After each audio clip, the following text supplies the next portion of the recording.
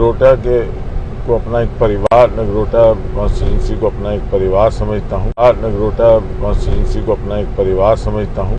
Daily veg जो हैं उनको रेगुलराइज किया जाएगा। मैंने जो सियासत की उसमें ना तो ज़ात है, ना बरादरी है, ना मज़हब है। 3 महीने के अंदर अंदर हर पंचायत से 10 बच्चे जो हैं उनको नौकरी मिले। नामो निशान मिट रहा है वहाँ पे नेशनल कॉन्फ्रेंस, कांग्रेस और पीडीपी का।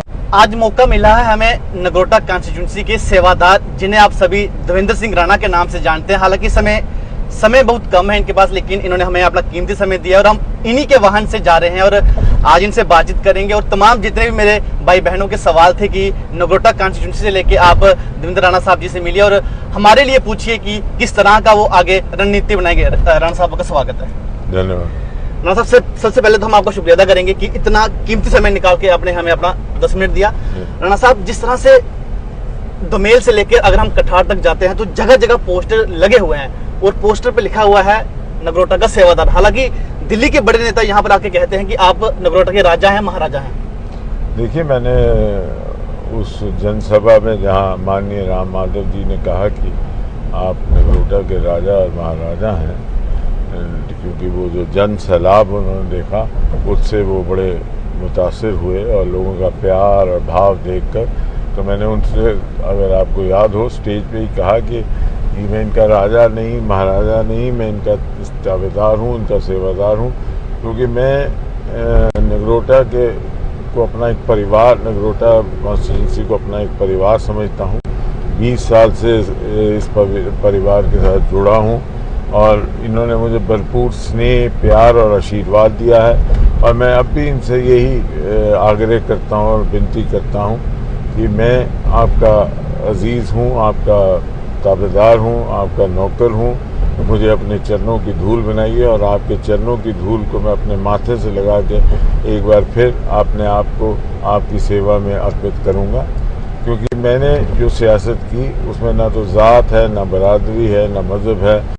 मैं सबको बराबरी का एक दर्जा दे कर कोशिश ये करता हूँ कि लोगों की बेहतरी हो, लोगों का इलाका में तरक्की हो और लोग जो हैं वो मुझे बहुत प्यार करते हैं और मैं उसके लिए उनका ऋणी हूँ। इस वक्त जिस दिन से मेरा भारतीय जनता पार्टी के केंद्रीय नेतृत्व ने नाम अप्रूव किया नगरोटा का और नामांकन पत्र पर भरने तक 16,000 लोग इस कॉन्स्टिट्यूंसी के मुझे मिलने आए। अब मुझे बताइए, आज के ज़माने में इससे बड़ा ही और क्या चीज़ हो सकती है। जितना प्यार मुझे मिला, मैं उसके लिए इनका कर्जदार हूँ, इनका नौकर हूँ और मैं ही नहीं, मेरा सब परिवार और आने वाली नस्लें भी हमेशा इनकी ऋणी रहेंगी। पिछले सप्ताह जिस तरह से हमने देखा कि आपका नॉमिनेशन रैली हुई, बहुत बड़ी रैली हुई और उस समय लोगों का कहना था कि राणा साहब आज ही जीत गए हैं। देखिए, जीत और हार जो है वो लोगों के हाथ होती है, लोग फैसला करते हैं। लोगों का आशीर्वाद जो उस दिन मुझे मिला उससे मेरा बड़ा प्रोत्साहन हुआ और मैं लोगों का धन्यवाद करता हूँ कि वो इतनी गर्मी में मुझे उत्साहपूर्ण तरीके से उस रैली में शामिल हुए और मुझे उन्होंने बड़ा प्रोत्साहित किया और उनके प्रोत्साहन से मेरा मनोबल बढ़ा। मैं उनका धन्यवाद करता हूं और उनसे हाथ जोड़ के अपील करता हूं कि 1 तारीख को 3 नंबर के कमल के फूल पे बटन दबाकर मुझे कामयाब करें, मुझे अपना सेवादार बनाएं, अपना नौकर बनाएं, अपना खिदमतगार बनाएं। जिस तरह से ब्लॉक डंसाल के युवाओं से मेरी बातचीत होती है, क्योंकि आज हम जो भी बात करेंगे वो नगरोटा कॉन्स्टिट्यूंसी को लेकर करें। हालांकि जम्मू कश्मीर में काफी आपका दबदबा है, लेकिन आप विधानसभा क्षेत्र नगरोटा से लड़ रहे हैं और मैं भी उसी कॉन्स्टिट्यूंसी से आता हूँ। तमाम युवाओं का कहना है कि राणा साहब जब जीत कर आएंगे तो उन्हें उम्मीदें हैं कि हम स्पोर्ट्स की तरफ जाएंगे। वो कहते हैं कि राणा साहब हमारे लिए यहाँ पर स्टेडियम बनाए, बहुत उम्मीदें युवाओं को के साथ मेरा एक बड़ा नज़दीकी रिश्ता रहा है। जब पहले भी हम लोग थे तो हमने भर्तियाँ करवाई, स्पेशल भर्तियाँ करवाई, जिसमें बहुत तेरे बच्चे जो हैं नौकरी में लगे। अभी भी मेरी ये कोशिश है कि जैसे ही सरकार बनती है उसके फ़ौरन बाद 3 महीने के अंदर अंदर हर पंचायत से 10 बच्चे जो हैं उनको नौकरी मिले और 1 साल के अंदर अंदर कम से कम 30 बच्चे हर पंचायत के, तकरीबन कोई 1500 बच्चा जो है कॉन्स्टिट्यूंसी का, उनको नौकरी मिले और उनके लिए ज़राए बनाए जाएं ताकि उनको अपनी एम्प्लॉयमेंट के भी ज़रिए और मिलें। तो ये मेरी कोशिश रहती है। जहाँ तक स्पोर्ट्स और का सवाल है, मैंने हमेशा यहाँ नगरोटा प्रीमियर लीग भी करवाया, क्रिकेट का बहुत बड़ा टूर्नामेंट करवाया, और हमने हमेशा स्पोर्ट्स किट्स के माध्यम से लोगों को इनकरेज किया कि वो ज़्यादा से ज़्यादा स्पोर्ट्स में हिस्सा लें। हर पंचायत में 4 से 5 किट्स हमने दी ताकि लोग बच्चे जो हैं वो खेल सकें। आगे भी स्पोर्ट्स को प्रोत्साहन देने के लिए, लोगों के सेहत के लिए हमसे जितनी भी कोशिश होगी वो करेंगे। और न केवल ये, जो भी कार्य मेरे ज़िम्मे लगेगा उसको मैं करूँगा और बड़ी निष्ठा के साथ लोगों के चरणों में रह के करूँगा। ब्लॉक डंसागर तमाम लोगों की एक छोटी सी मांग है। वो कहते हैं कि जम्मू में जिस तरह से ना एसी बसें चलती हैं, लोग कहते हैं कि हमारे यहाँ पर लग गए। देखिए, सारी चीज़ें जो हैं ये मुमकिन हैं, और जैसे ही सरकार बनती है, क्योंकि जैसे जैसे इस वक्त जब हम बात कर रहे हैं, इस वक्त तकरीबन 12 बज गए हैं और पहले फेज़ की इलेक्शन जो है इस वक्त चल रही है, और जो पहले वहाँ से इस वक्त हमें रिपोर्ट्स आ रही हैं, परमात्मा ने चाहा, माता रानी ने चाहा, एक सैलाब वहाँ बीजेपी का आ रहा है और नामो निशान मिट रहा है वहाँ पे नेशनल कॉन्फ्रेंस, कांग्रेस और पीडीपी का।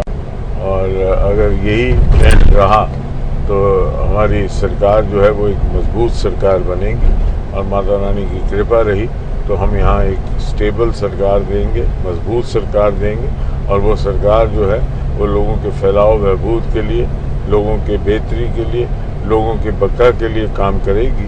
और इसके लिए हम पूरी तरह से वचनबद्ध हैं और कोशिश करेंगे कि हर मसला जो इस कॉन्स्टिट्यूंसी का है, पहले भी हमने किया, सड़कों का जाल बिछा, बिजली के ट्रांसफार्मर लगे, पानी के पंप्स लगे, और इंफ्रास्ट्रक्चर एक रेवोल्यूशन आई है इस कॉन्स्टिट्यूंसी में। उसके अलावा बिना लिहाज ज़ात के या मज़हब के या पार्टी के जो भी मेरे पास आया, मैंने उसकी कोशिश की कि उसकी मैं मदद करूं, उसकी सेवा करूं, और आगे भी करता रहूंगा। और ये जैसे ई बस का आपने जिक्र किया और चीज़ों का जिक्र किया, ये सारी चीज़ें जो हैं वक्त के साथ हो जाएंगी। आने वाले समय में ऐसा हम कह सकते हैं कि नगरोटा कॉन्स्टिट्यूंसी खूबसूरत बनेगी कॉन्स्टिट्यूंसी पूरे जम्मू कश्मीर में। आज से 20 साल पहले जब मैं काम करना शुरू हुआ तो इस कॉन्स्टिट्यूंसी में पहले तो सड़कों का जाल नहीं था, और आज अगर आप देखें 20 साल के बाद हर इलाका दूसरे इलाके से जुड़ा हुआ है। बमियाल से मथवार जुड़ा हुआ है, बमियाल से कटरा नुमाई जुड़ा हुआ है। आज आप देख लीजिए जंदरा नगोला जो है वो सरूई सर के साथ जुड़ा हुआ है। और अब हमारी ये कोशिश है कि एक सड़क जिसकी हमने नबार्ड में जिसको भेज भी दिया है, वो सड़क यहाँ से बनेगी उत्तर बैनी से लेके परमंडल से ये सरूईसर से ताड़ा, चिल्ला ताड़ा पुल बनेगा, चिल्ला ताड़ा से लेके दुमेन, और वो एक ऐसा रूट है जो इस इलाका को खोल देगा। और 3 यहाँ अपग्रेडेड सेंटर्स बन रहे हैं। एक ट्रॉमा सेंटर बन रहा है झज्जर कोटली में, घनसाल का जो प्राइमरी हेल्थ सेंटर है वो सब डिस्ट्रिक्ट हॉस्पिटल होने जा रहा है, सरूईसर में कम्युनिटी हेल्थ सेंटर खुल रहा है, और एक डिग्री कॉलेज गरोटा और अगौड़ के बीच में इन ब्लॉक्स में खुल रहा है, जो बड़ी पुरानी मांगें थी। काम की कमी नहीं रहेगी, लोगों का आशीर्वाद रहेगा। आप भी तो उसी कॉन्स्टिट्यूंसी से हैं, सभी भाइयों का आशीर्वाद रहेगा। तो अगर सेवादार बनने का मौका लोग देते हैं और माता वैष्णो देवी की कृपा रहती है तो हम लोग किसी की पीठ नहीं लगते। धर्मेंद्र सिंह राणा जब नगरोटा कॉन्स्टिट्यूंसी के सेवादार बनेंगे तो महिलाओं के लिए, हमारी बहनों के लिए क्या करेंगे? बहनों को तो हमने हमेशा प्राथमिकता दी, लेकिन अगर आपने हमारा घोषणा पत्र भी पढ़ा, उसमें अगर आपने पढ़ा तो ओल्ड एज पेंशन जो है वो 1000 से बढ़ा के 3000 रुपये की जा रही एक माह की। और जो महिला हेड हैं फैमिली की, बुजुर्ग, उनको सालाना 18,000 रुपये दिया जाएगा।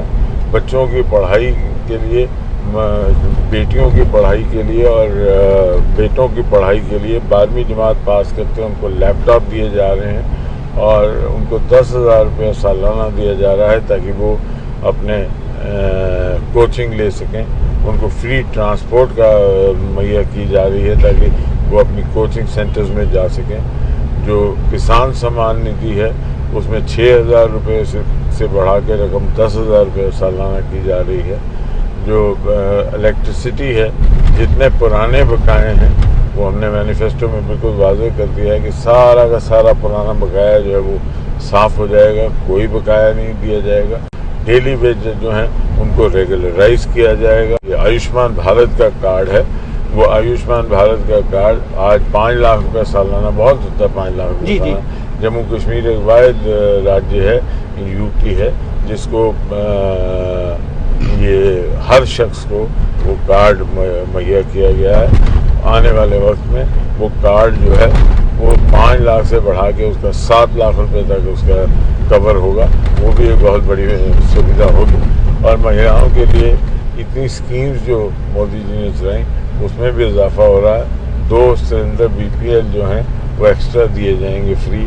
तो ऐसे करके कई महिलाओं के लिए स्कीम्स हैं। महिलाओं को के सशक्तिकरण के लिए यशस्वी प्रधानमंत्री माननीय नरेंद्र मोदी जी का एक अपना रोड मैप है और बड़ा वो फोकस है कि महिलाओं का सशक्तिकरण होना चाहिए। आप देखिए एक नौजवान बच्ची जो शहीद परिवार से है, उसको किश्तवाड़ से आज वो इलेक्शन लड़ रही है। शगुन परिहार साहिबा इस वक्त इलेक्शन लड़ रही हैं और बेटी शगुन परिहार जो है, जो अभी तक मेरे पास आंकड़े आ रहे हैं 12 बजे तक, बहुत अच्छे रुझान दिख रहे हैं उसके हक में। तो ये सब दर्शाता है कि महिलाओं को आगे करके सशक्तिकरण करने का जो प्रक्रिया है उसमें हम लोग पीछे नहीं रहेंगे। आखिरी सवाल रहेगा क्योंकि आपका समय भी नहीं है। पहले चरण के चुनाव हो रहे हैं कश्मीर में, हालांकि कश्मीर में ज़्यादा हो रहे हैं। अगर किश्तवाड़ की बात करें, डोडा, रामबन, हर जगह काफ़ी तादाद में लोग आज के दिन वोटिंग के लिए निकले। कैसे देखते हैं सर? कश्मीर के चुनाव का पैमाना जो है वो बड़ा साफ वाज़ेह हो चुका है। ये डींगे मारते हम गवर्नमेंट बनाएंगे, जो वहाँ के एक्सपर्ट्स हैं और जो ग्राउंड सिचुएशन है, नेशनल कॉन्फ्रेंस हो सकता है कि 17-18 सीटें क्रॉस ना करे जम्मू कश्मीर में। और आज तो ये हालत है कि उमर अब्दुल्ला साहब की अपनी 2 सीटों से वो लड़े, क्योंकि वो शायद कॉन्फिडेंट नहीं थे कि उनसे कोई सीट निकलेगी। और दोनों सीटों पे वो जो है वो इस वक्त परेशानी के आलम में है। और सरकार बनाना तो दूर है, इस वक्त ये ज़रूरी है कि नेशनल कॉन्फ्रेंस का अस्तित्व रह जाए। जहाँ तक PDP का सवाल है, PDP दोनों ही PDP और नेशनल कॉन्फ्रेंस हिल से गए हैं। इनका मनोबल बड़ा गिरा हुआ है क्योंकि इनका ग्राउंड कनेक्ट नहीं रहा। जो कश्मीर में 18 से 40 साल की उम्र के लोग हैं वो ना तो अपने आप को नेशनल कॉन्फ्रेंस के साथ जोड़ते हैं, ना वो जोड़ते हैं अपने आप को PDP के साथ। इन जमातों के साथ चंद अफसर हैं जो ये एक क्योंकि वो वल्दे चलते आए इन पार्टियों के साथ, तो वो इनके साथ जुड़े हुए हैं। चंद बुजुर्ग हैं जो आइडियोलॉजिकली और फिलासफी, लेकिन जो एक काउंटिंग फैक्टर है और जो बड़ा एक मेजर फैक्टर है कश्मीर की सियासत में, वो है जो युवा 18 से 40 साल के बीच में है। वो बारामूला में आपने देख लिया, जैसे ही उन्हें एक अल्टरनेटिव मिला, और अल्टरनेटिव भी कौन, एक आदमी इंजीनियर रशीद जैसा, जो मैं समझता हूँ कि एक बिल्कुल ही एक्सट्रीम आदमी है। और अगर हमारी दिल्ली कोर्ट सुने तो उसको तो बेल ही नहीं होनी चाहिए थी। उस किस्म के आदमी को मिला, लेकिन वो एक अल्टरनेटिव इमर्ज हुआ जिसने 2.25 लाख से उमर अब्दुल्ला साहब को हरा दिया। और अभी भी जब वो आया है तो पॉलिटिकल ऐसे है हलचल हो गई है कश्मीर में। तो मेरा कहने का मतलब ये है कि ये कश्मीर के हालात जो हैं वो बड़े एक ऐसे डामाडोल बने हैं सियासी तौर पे। मुझे नहीं लगता कि वहाँ कोई भी पार्टी जो है, जो कश्मीर बेस्ड पार्टी है, वो 15-20 सीट से ऊपर जाएगी। तो ये थे हमारे साथ नगरोटा के सेवादार। तमाम बातें हमने इनसे जानने की कोशिश की, हालांकि इतना समय नहीं है, लेकिन एक बार फिर से कोशिश रहेगी कि द पब्लिश के प्लेटफॉर्म पर ही आएँ और तमाम बातें हम इनसे जानने की कोशिश करेंगे कि आने वाले समय में किस तरह से ये नगरोटा कॉन्स्टिट्यूंसी को देखते हैं। फिलहाल इसी इंटरव्यू के साथ आप हमें दें इजाजत। आप सभी अपना ध्यान रखें। नमस्कार, जय हिंद।